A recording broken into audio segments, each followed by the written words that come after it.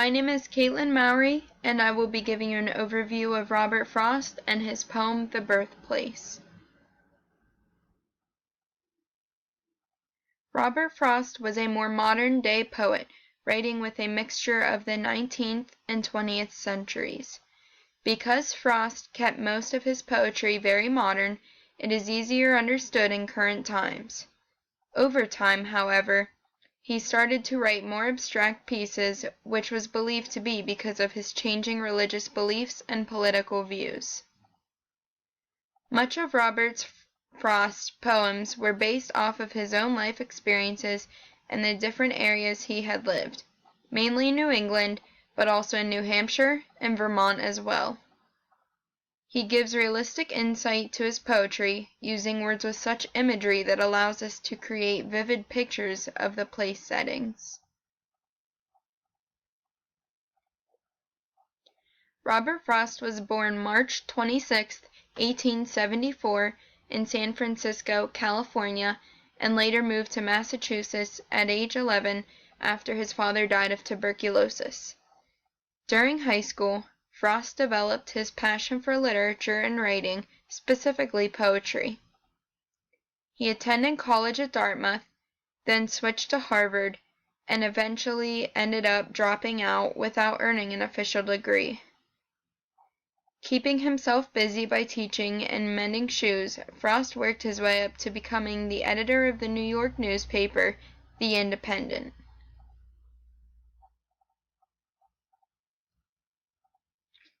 November 8, 1894, Robert had his first success with his first poem, My Butterfly, which was published in the New York newspaper, The Independent.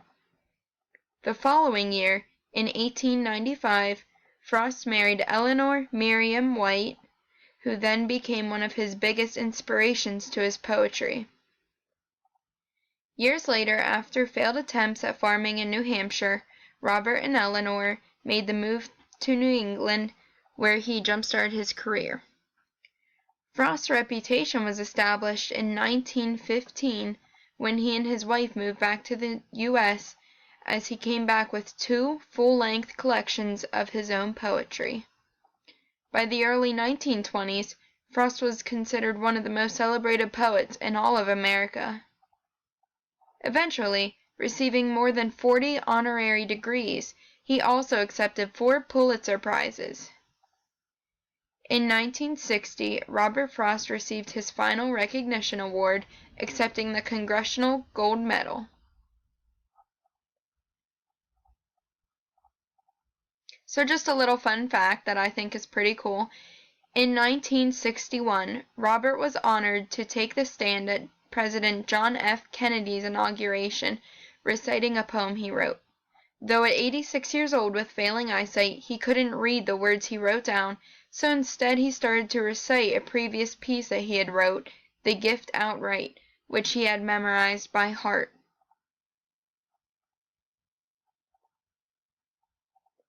Robert Frost wrote this lesser-known and underappreciated poem in 1928, known as The Birthplace.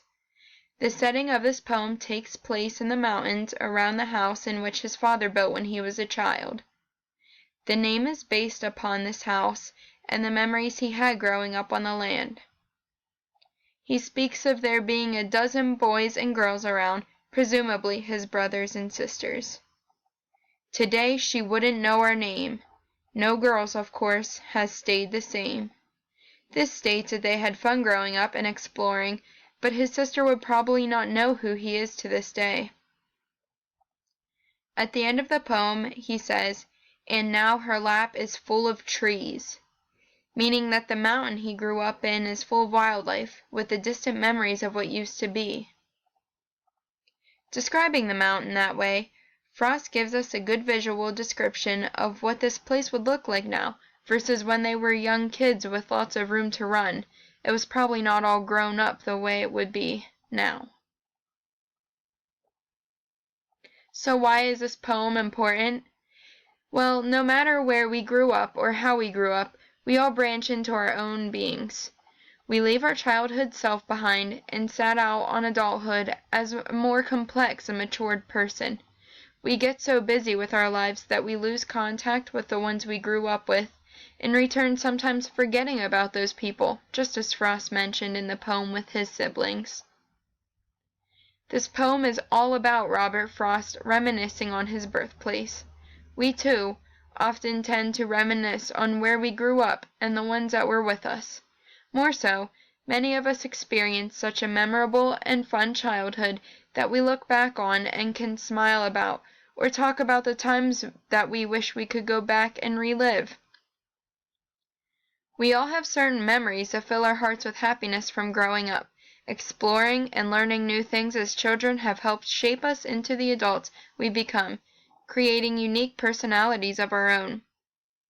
There's no going back to our childhood, but we can think back and be happy for the experiences we had, just as Robert Frost did in The Birthplace.